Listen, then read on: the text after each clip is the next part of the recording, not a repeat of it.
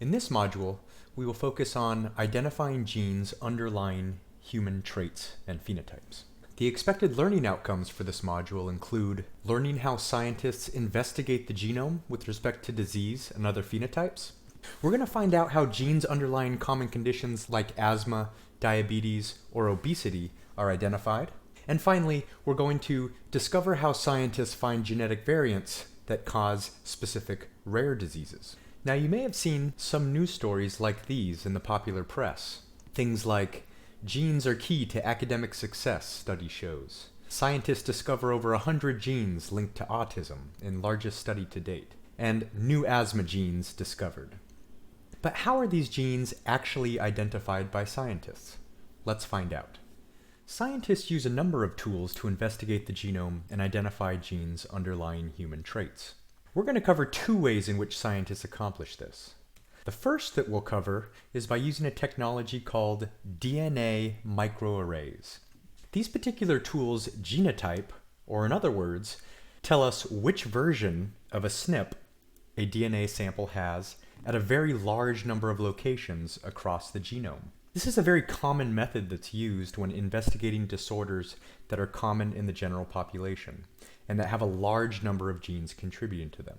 If we remember back to our phenotype module, these are things referred to as polygenic traits. A few good examples include asthma, type 2 diabetes, and obesity. The second way scientists might identify genes underlying human traits and disease is by using next-generation sequencing.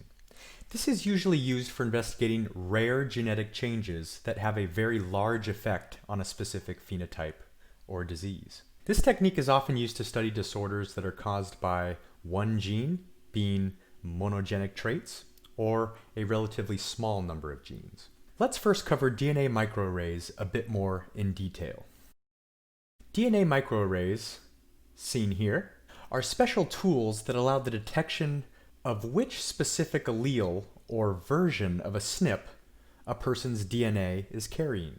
It can do this at hundreds of thousands of SNP locations across the genome at once. We see a nice example here of one such SNP. We can see that individuals either carry an A version of this SNP, or the A allele, or a C version of the SNP, or the C allele. The DNA microarray is able to rapidly repeat this detection process at hundreds of thousands of locations across the genome. Now that we have this SNP allele data from DNA microarrays, how do we actually use this information to identify genes underlying traits? We often use an analytical technique known as a genome-wide association study. The overall goal of these studies is to uncover the genetic basis of a given trait. In these particular studies, DNA microarrays are used to genotype hundreds of thousands to millions of SNPs across the genome. This is usually done in a large population of cases, usually related to some sort of disease measure and healthy controls. You can see a nice rundown of a GWAS over to the right, where we have a number of patients or cases and a number of non-patients or healthy controls. And we then genotype these SNPs in a very large population. We then use algorithms and bioinformatic tools to test SNPs for what's called association, or some sort of statistical relationship with our phenotype of interest. What we're essentially looking for is the increased prevalence of a particular version of one of those SNPs in a large population of cases and controls. Over to the right, you can see that in our cases, a particular SNP has a frequency of 58.3% versus 16.7% in our controls. This tells us that genes in this particular area of the genome may be impacting our phenotype of interest. This has successfully led to the identification of very important genes related to health and disease. Now, why is this actually important? The primary goal of these studies is to better understand the biology of disease. Because genome-wide association studies are hypothesis-free, we're basically taking a large look at the entire genome, it often leads to the discovery of new or novel genes or specific pathways, maybe even genes that we hadn't considered before in the specific disease process. And obviously, by better understanding complex disease and the genes that contribute to those diseases, it may lead to the prevention or even development of new or better treatments. Specific types of data visualization techniques are used to show GWAS results. These are often referred to as Manhattan plots that you see over to the right. These are called Manhattan plots because the association peaks may remind you of looking at the New York City skyline with all of its tall buildings and skyscrapers. You see here an example of a Manhattan plot for asthma. Each dot that you see on the Manhattan plot represents a SNP that we genotyped in that large population of cases and controls.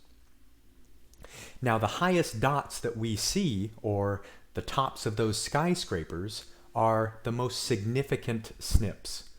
And on the x-axis of our Manhattan plot, we see all of the locations along the genome where that DNA microarray measured those SNPs in that large population of cases and controls. Dots reaching a certain significance level, indicated by the dotted line that you see here in the plot, are investigated to figure out how genes close to these SNPs may be functioning in asthma. Let's take a closer look at chromosome 17, our highest skyscraper that we can see on our Manhattan plot.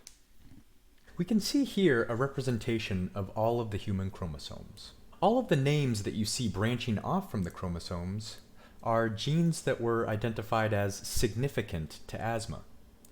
You can see that because we look at the entire genome in a genome-wide association study, we can identify a number of genes contributing to asthma in one study. For asthma in particular, there have been over 44 asthma or related trait GWAS that have been currently published.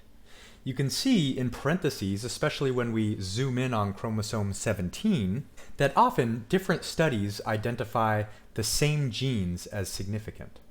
You can also appreciate that there can be multiple genes in a specific area contributing to a particular disease.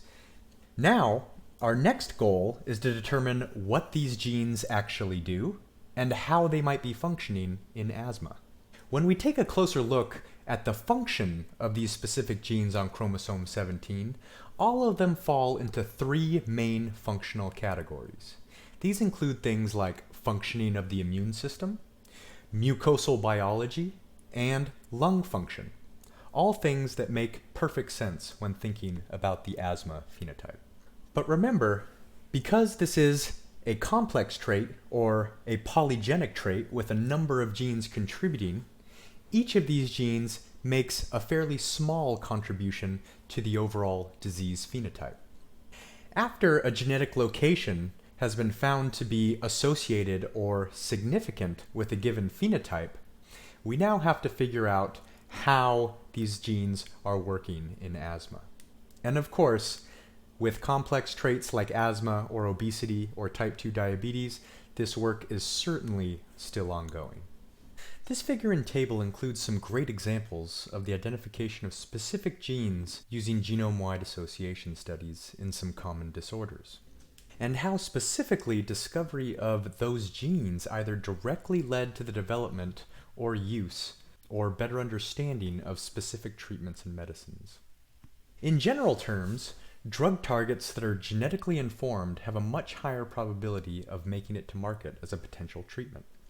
Let's take the LDL cholesterol trait as an example that you see towards the bottom of our table here. Let's say hypothetically we did our genome-wide association study in a large population of cases, those with high LDL cholesterol, and controls, those with low LDL cholesterol. We would notice that on our Manhattan plot, one of our significance peaks, or one of those skyscrapers, overlapped a gene called the HMGCR gene, which is involved in the process of making cholesterol in the human body.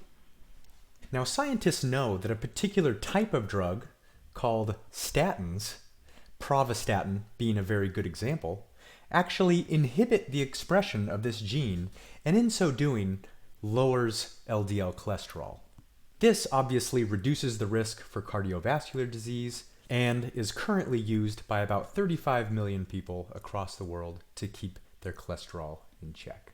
And you may be interested to know that genome-wide association studies are still commonly used in research today to learn about specific traits and disorders that impact several genes. In fact, a recent news story about investigating COVID-19 and why certain people have such a severe reaction to the virus as opposed to others is a question that some companies think GWAS can answer.